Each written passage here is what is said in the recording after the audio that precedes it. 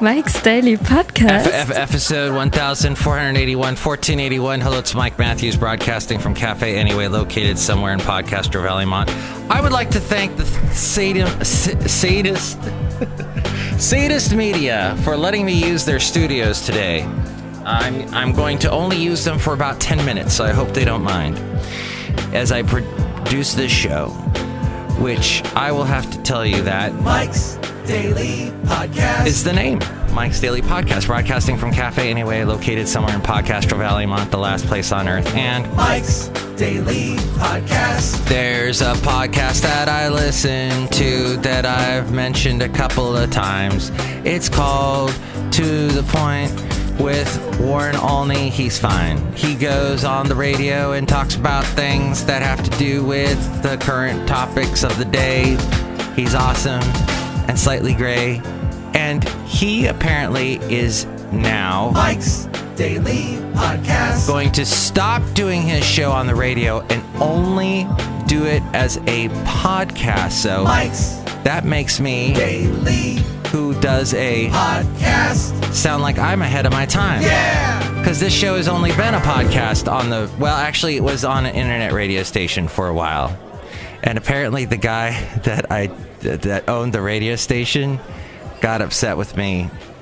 Not while I was doing the show on his internet station, but just a few weeks ago, he got mad that I brought up the Trump dossier, quote unquote, that surrounded the controversy and no, wait, that can't possibly be, oh, maybe possibly it is type thing. But, and funded by Hillary Clinton, et cetera, et cetera. Look who just walked in. Mike Matthews, it's only too hard to give job supervisor, so that's really awesome that Warren Olney. I listened to his show because of you. You started listening to The Point? Yeah, it makes me feel really like smart. Because he talks to people and gets all sides of an issue. Very good, Shelley. You're so, like, smart. Thanks, Mike. You're like so, like, old. Thank you. That was Shelley. Look who else walked in. Oh, Mike, this is Floyd the Floorman. And this is John Deere, the engineer, Mike. We're, podcast fans. Yes. Thank you for loving podcasts. Thank you. John Deere helps put this podcast... No. Don't talk about that. What? Do you help out with this podcast? And here's today's podcast picture. Oh, damn it. No, you do. You help out with the podcast. You make it sound great by making sure all the wires are connected. Hey, let's look at the podcast picture today is of my wonderful dog, Basil the Boxer.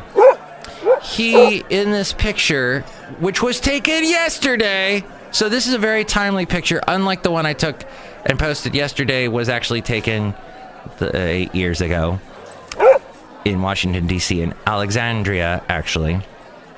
But no, the one that's up today was taken yesterday at Fairmont Ridge. I love that place. I hadn't been in a... Well, I guess I went this past weekend, but before that, it had been a long time.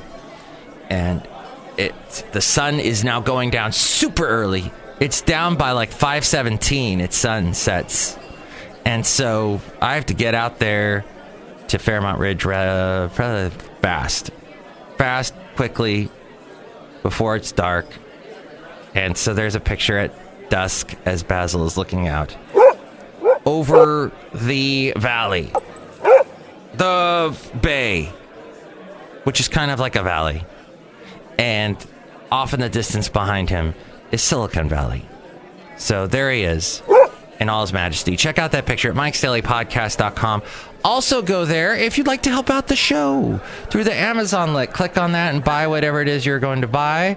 That helps us out because, well, when you're buying stuff, we get like, hey, they used Mike's portal to Amazon. So we give Mike like a teeny weeny bit of something.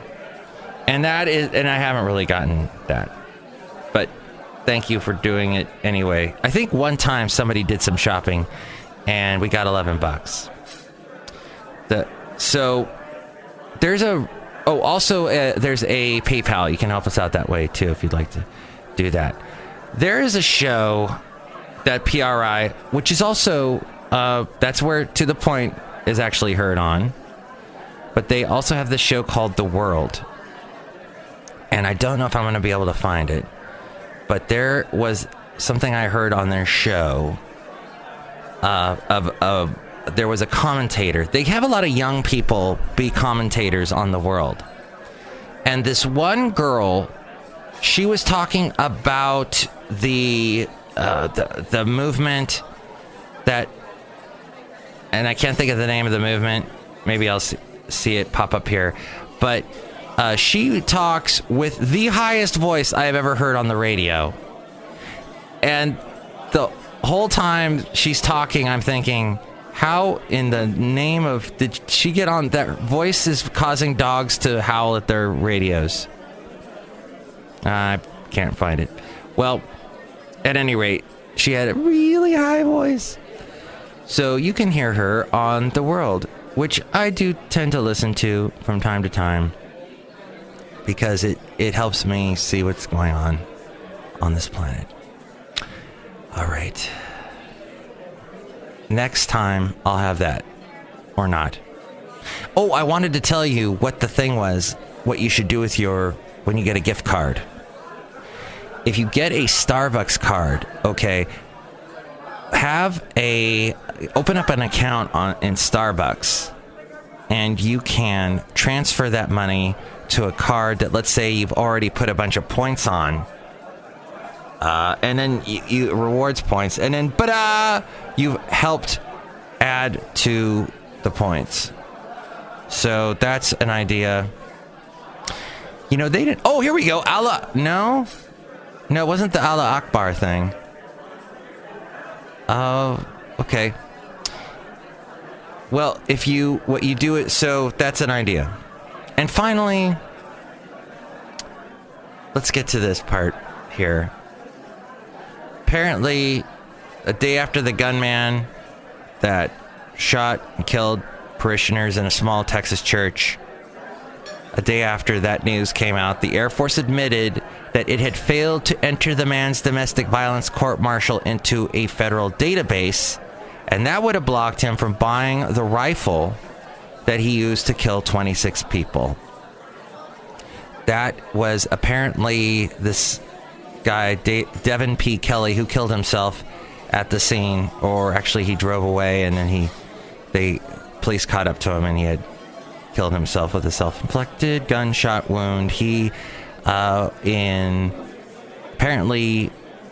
under federal law, the conviction of him for domestic assault on his wife and toddler stepson should have stopped him from legally purchasing the military-style rifle and 3 other guns he acquired in the last 4 years. He had actually cracked his stepson's skull.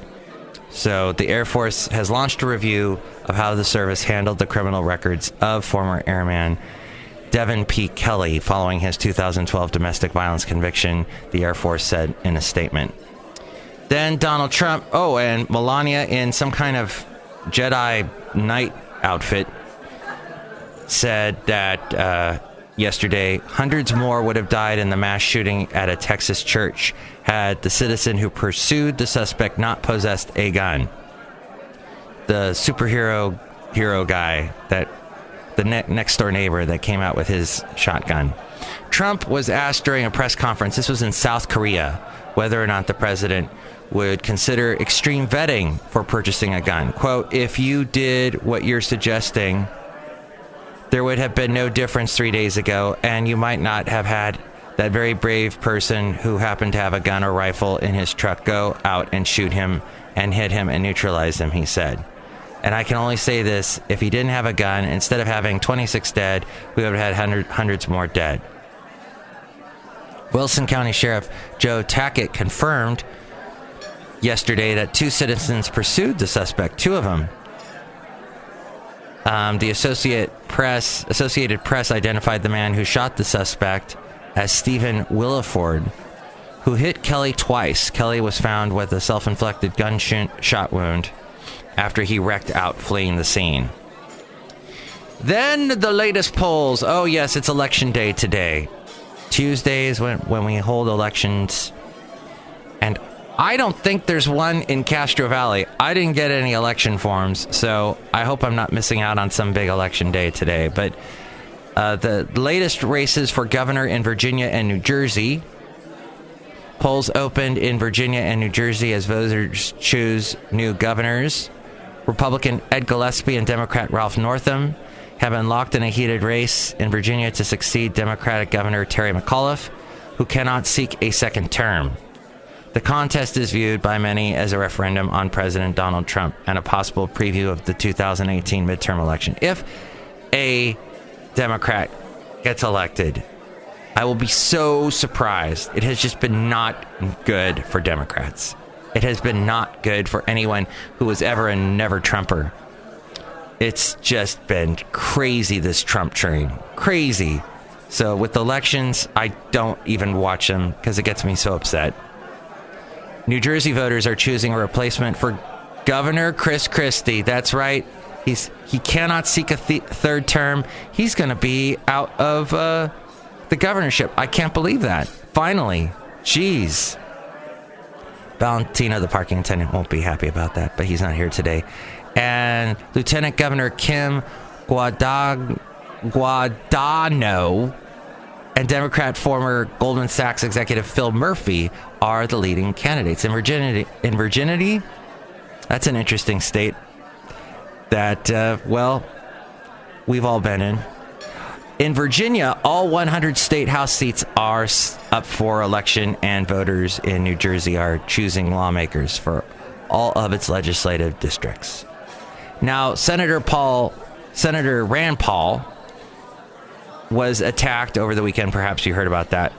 The assault on him by a longtime next-door neighbor was not motivated by political differences, but by a dispute most people would find trivial.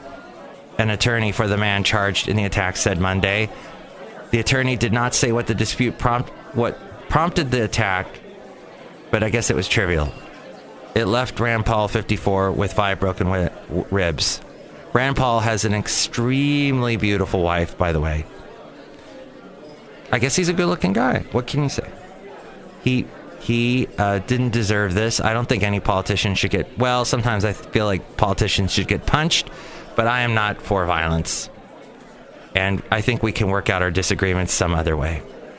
Hey, a former foreign policy aide to Donald Trump wanted the then presidential hopeful to make a landmark speech in Moscow. Yes, during the 2016 race for the White House, he wanted him to make a speech in Moscow. Carter Page released, Carter told the panel, the House Intelligence Committee, that he had suggested to foreign policy advisors on the campaign that Trump make a trip to Russia in 2016. The idea there was bearing in mind Barack Obama's speech as candidate in Germany in 2008, that was what I was envisioning, he said. Obama's historic Berlin speech in 2008, while still a presidential candidate, drew an audience of thousands. Had he done it, wow. A new phishing email scam is targeting millions of Netflix subscribers. So, I'm a Netflix subscriber.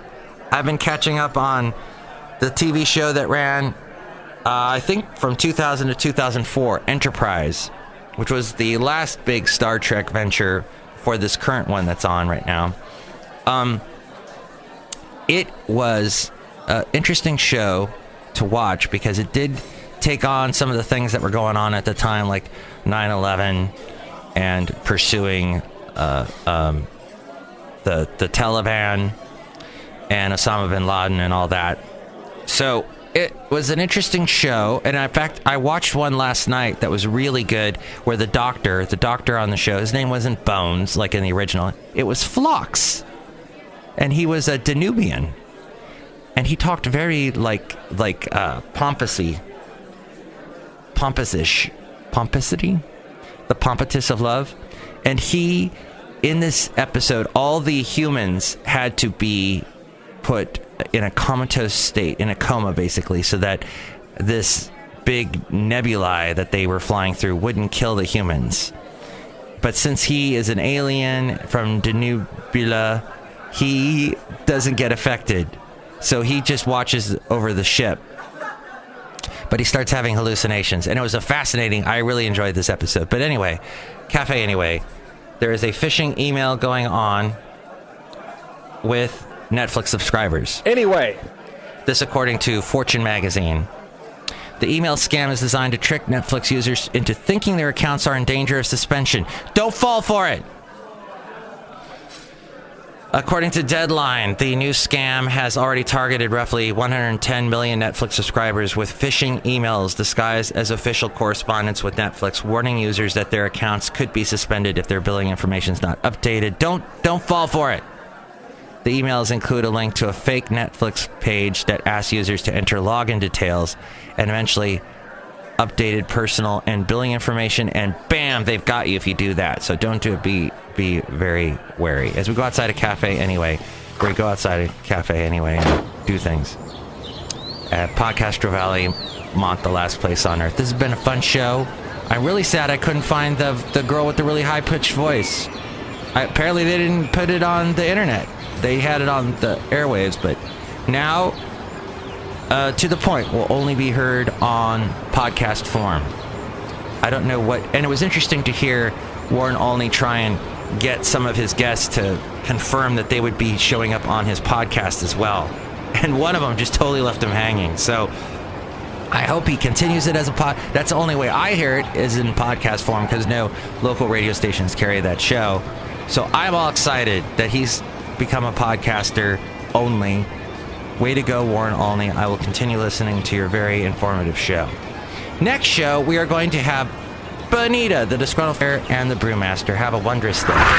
Mike's Daily Podcast is written and produced and performed by Mike Matthews. His podcast is super easy to find. Download or listen to his show and read his blog at mikesdailypodcast.com. Email Mike now at mikesdailypodcast@gmail.com. See you tomorrow. Bye!